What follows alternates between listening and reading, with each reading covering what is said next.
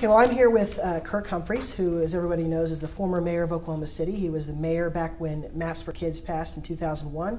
And Kirk, I'd like you to take me back to 2001. The city obviously had some success with Maps, but it wasn't complete yet. All those benefits had not come out. So how risky was it to try to pass a follow-up to Maps?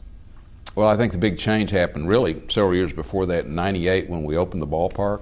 It really changed the way people felt about Maps and about Oklahoma City. And in late fall of '98, we approved the Finish Maps Right tax that really built the Ford Center, and we're glad we did that. So I thought it wasn't terribly risky to build on the success of Maps and address our most important issue, and that's public schools. So you feel like that brand of Maps gave you guys a sort of a nice starting place, but at the same time, I mean, this was not a canal or a ballpark. I mean, building schools is something that not everyone necessarily can enjoy. So how hard a sell was this for voters? You know, it's a hard sale in getting the city voter to move over and take city sales tax and move it over to addressing education needs. But it's an easy sell in that it's for kids. And so we took the strength of the Maps brand, and then it's Maps for Kids. Jeff Cloud, who's now on the Corporation Commission, came into my office one day. He said, "What are you going to call this?" And I said, "I don't know." And he said, "Well, how about Maps?" And I said, "Yeah, sure." I said, "What do you mean?" He goes, "Well, what MAP stand for?" And I said, "Metropolitan Area Projects." He goes, "Well, how about Metropolitan Area Public Schools? Call it Maps for Kids." And it worked. And obviously that Maps brand has grown into something else. There's already people talking about potential Maps 3, but right. I mean, do you feel like the two of these together, I mean, you've built a brand now that you can use? Well, I think the city has. With Maps, they have credibility. They've proven that they can deliver what they promise. And I think it's a very valuable brand. I think it has great credibility in the city. As the mayor and the city leaders look at what is after Maps for Kids and what is Maps 3, it's going to be a challenge, a great challenge to determine what's in there, what is of that pressing nature that we need to be willing to tax ourselves for several years in order to pay for it. This was sort of I mean, people have been using city sales tax to pay for big capital projects like arenas and things like that, but the idea of rebuilding schools with city sales taxes was a new one. Yeah. And in particular, Oklahoma City had trouble as a district getting bond issues passed. Were you happy you could sort of lend that Maps brand over to try to help Oklahoma City schools get something done they had not been able to do by themselves? You know, it's interesting, Brian.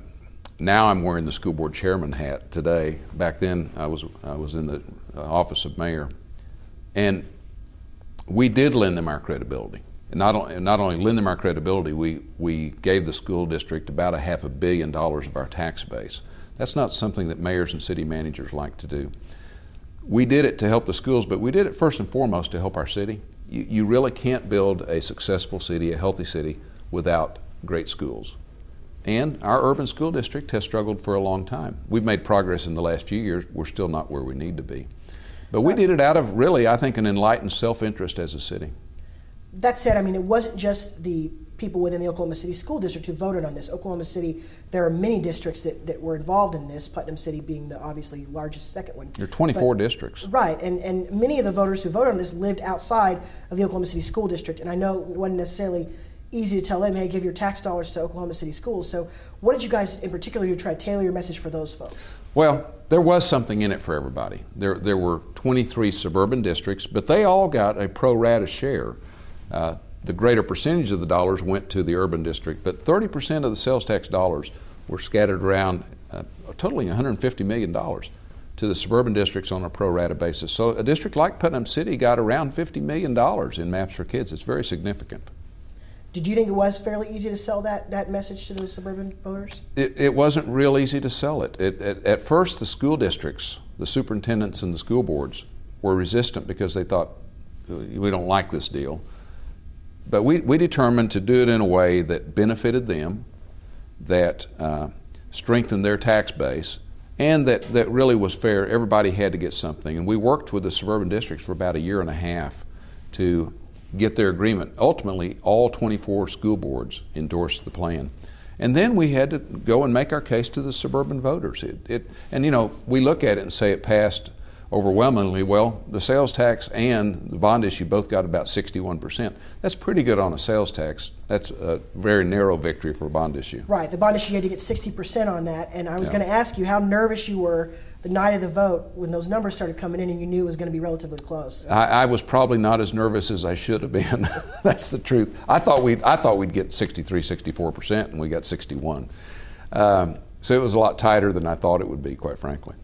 At the same time, I mean, asking people to tax themselves, I mean, getting 60+%, I mean, that's a pretty big majority. That's strong. I think cities all over the country would admire what we've been able to do here in Oklahoma City. I think the voters here in Oklahoma City really take a lot of gratitude in what's happened with MAPS and is happening with MAPS for kids. To really turn around an urban school district is quite a challenge, and we've tackled that here in Oklahoma City. When we did it, we said it'd take 10 years before you began to see progress, and maybe 20 years to get the job done. We're now 7 years into that. We're seeing progress. As school board chairman, I want to see a whole lot more progress in the next 13 years. People tend to attach your name to MAPS for Kids because you were the mayor when it passed, a lot like they do Ron Newark with MAPS. Do you feel that is your mayoral legacy, and if so, I mean, do you think that's a good legacy to have as a mayor? Well, I think it is. I think that what we did during my time as mayor, first thing we did, we finished MAPS. Ron had MAPS well underway. The ballpark opened my third day in office, and I say I take total credit for it, jokingly. But so we finished MAPS. We finished it right. We did a good job. I'm very proud of that. And quite frankly, I give credit to Ron Newark every time I speak because he's the guy that had the nerve to do that, and our city has benefited greatly. But no, MAPS for Kids is my legacy. Quite frankly, that's why when Cliff Hudson left the school board, I said, well, I'll do that if no one else will, because we cannot afford to fail on MAPS for Kids. We're investing a lot of money in our public schools. And we're not there yet. We're not where we need to be. We have a good new superintendent. We're making progress. We're not where we want to be. We're not where our voters want us to be. But it's an important undertaking, and if all I do as mayor of Oklahoma City is fix Oklahoma City schools, that'll be a pretty good legacy.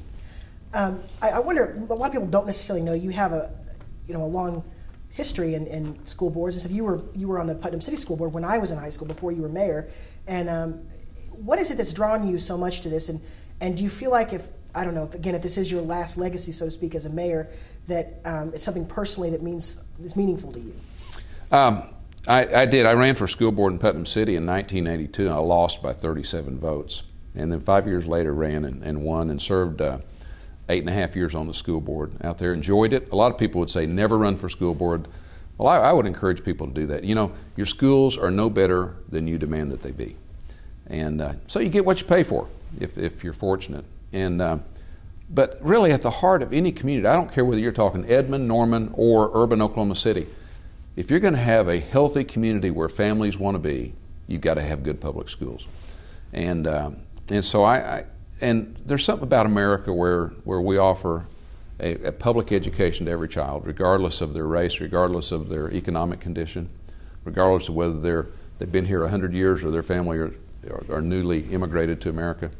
Something about quality public education that says something about the American dream. And I grew up a product of public schools here in Oklahoma City. All of our children graduated from public schools. And so I think it's a very important investment. You obviously now being the school board chairman, I mean, you have not just this sort of past to hang on, but you also are looking towards the future here. You said it would take 10 years to maybe start seeing some results in 20 before it's completed. What else needs to be done? I mean, obviously, just because this tax is ending does not mean we're done with the work, but even when the work's all finished, where does Oklahoma City need to go to try and make sure that it's fulfilling that promise of public education? Well, we have a lot of work to do.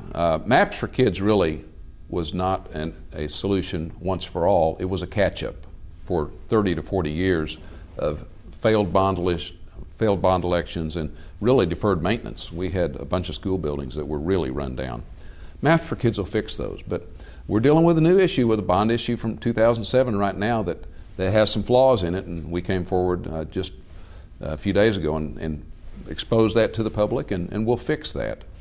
But what we need to do, my goal is for Oklahoma City schools to compete on an even footing with all the suburban districts, to where any family that wants to live in the city can choose the home they live in, the neighborhood they live in, based upon factors other than school districts, because school districts would be considered equal. That would be success to me.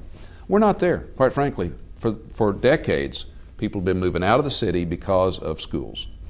And so we have a big hill to climb. Now, quite frankly, we've made some progress in the last 7 years. Our test scores in Oklahoma City, we've closed half of the gap in the last 7 years between the suburbs and our urban schools. But, you know, our competition's not Edmond and Norman. Our competition's China and India in today's world. We better compete in that global economy and prepare our children to succeed in that global competitive world. And so we need to get our eyes off of Edmond and Norman, get them on the international world, and say we want an outstanding school district that prepares our children. That's our goal.